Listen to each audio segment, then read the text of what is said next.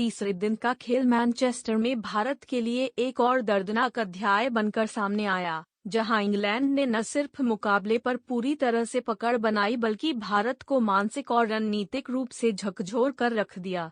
358 run के score के जवाब में भारतीय गेंदबाजी ने जिस ढीलेपन और भ्रमित रणनीति के साथ गेंदबाजी की, उसने यह साफ कर दिया कि भारत अब इस टेस्ट में जीत के लिए नहीं बल्कि हार टालने के लिए खेल रहा है। जहां इंग्लैंड की टीम ने ठोस योजना और सधी हुई एकाग्रता के साथ बल्लेबाजी की, वहीं भारत पूरे दिन मैदान पर एक असहाय दर्शक की तरह खड़ा दिखा।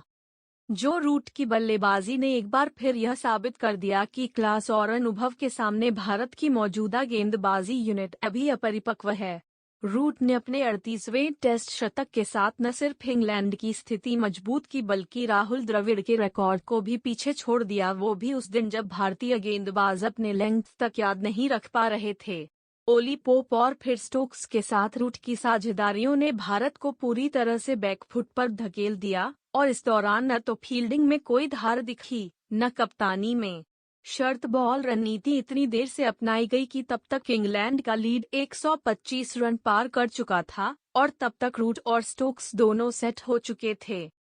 स्टोक्स ने जब क्रैम्प्स की वजह से मैदान छोड़ा, तब तक बहुत देर हो चुकी थी। वो 77 रन पर नाबाद रहे और इंग्लैंड को एक स्थिरता दे गए जो भारत के पूरे टॉप ऑर्डर में कहीं नहीं दिखी। दूसरी तरफ भारत को अपने पहले विकेट के लिए आधा दिन लग गया। वॉशिंगटन सुंदर ने पोप और फिर ब्रुक को आउट जरूर किया, लेकिन तब तक इंग्लैंड लीड ले चुका था और भारत मैदान पर थका और टूटा हुआ नजर आ रहा था। बुमराह ने रूट को आउट कर कुछ राहत जरूर दी, लेकिन यह एक ऐसा दिन था जिसमें राहत जैसे शब्द बेमानी लगे। कहीं न कहीं यह भारतीय टीम की तैयारी और नेतृत्व में कमी को उजागर करता है।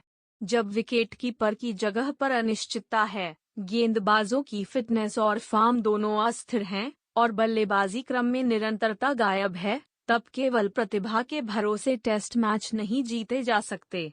दिन का खेल 475 रन 6 विकेट पर खत्म हुआ और इंग्लैंड के पास अब 186 रनों की लीड है। ऐसे में यह कल्पना करना भी मुश्किल है कि भारत इस मैच में वापसी कैसे करेगा। इस लीड के साथ इंग्लैंड अब टेस्ट को ड्रॉ पर नहीं, सीधे जीत की तरफ ले जा रहा है।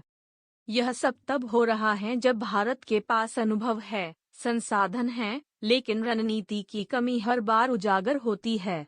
अगर पंत का हाफ सेंचुरी और कंबोज का पहला टेस्ट विकेट इस दिन की हाइलाइट्स हैं, तो यह अपने आप में बता देता है कि भारत का दिन कितना खाली और हताशाजनक था।